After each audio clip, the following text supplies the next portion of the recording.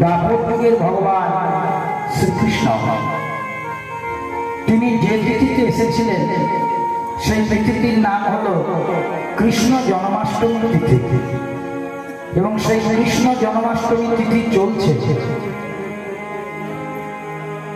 আমাদের পরম সৌভাগ্য সেই তিথিতে আজ আমরা সকলে উপনীত হয়েছি ভগবানের গুণকীর্তন আস্বাদন করার জন্য। প্রথমেই বলে রাখি, সৌমতি ব্যানার্জি অর্থাৎ আপনাদের বন্ধন, যাকে তার গানের শিক্ষাগুরু প্রথমে কিন্তু তার সোপান তৈরি করেছে। এখন আমার দায়িত্ব তাকে লীলাকীর্তন শেখানো। ও মাত্র 2.5 মাস শিখেছে। আমাদের কাছে যারা কীর্তন শেখে মিনিমাম 2 বছর না পেরোলে আমরা হরিবাসরে তাকে গান করার সুযোগটা দিই না। এই কারণে এরা তো কাঁচা মাটিকে যদি একটু যত্ন করে গোড়া হয় তাহলে সেটা খুব ভালো হয়। কিন্তু ওর এত ইচ্ছা যে জন্মাষ্টমী তিথিতে আমি একটু ভগবানের গুণকীর্তন গাই। তাই একদম প্রথম শুধু আপনাদের আশীর্বাদের হাত তার মাথায় রাখবেন। পরবর্তী জন্ম যেন তার কৃষ্ণ ভজনের জন্ম হয়। তাই আপনাদের সকল ভক্তের চরণে অনন্ত কোটি দণ্ডবোধ প্রণাম জানিয়ে আমরা কিছুক্ষণের জন্য এই আমাদের সৌমদ্বীপের মুখের থেকে সেই জন্মাষ্টমী লীলাটা শুনব। আর আমাদের কাছে যারা তৈরি হয় বাচ্চারা, আমাদের যতই বাধা থাক আমি তাদেরকে তৈরি করার জন্য হরিবাসরে চলে আসি। সাথে আমার ছেলে অনুরাগকেও নিয়ে এসেছি। অনুরাগকেও আমি এইভাবেই তৈরি করেছিলাম। যাই হোক, আজ আমরা কৃষ্ণের জন্মাষ্টমী তিথিতে ভগবান শ্রীকৃষ্ণের জন্মাষ্টমী লীলা কিছুক্ষণের জন্য বন্ধনের মুখের থেকে আস্বাদন করব। তার ভুল ত্রুটি, ওর যতগুলো, ওর যে জিনিসগুলো ভালো লাগবে সেগুলো ওর, আর যদি কোনো ভুল ত্রুটি করে সেগুলো সব আমার। ওর যতগুলো ভালো হবে ওর একমাত্র নিজের ক্রেডিট।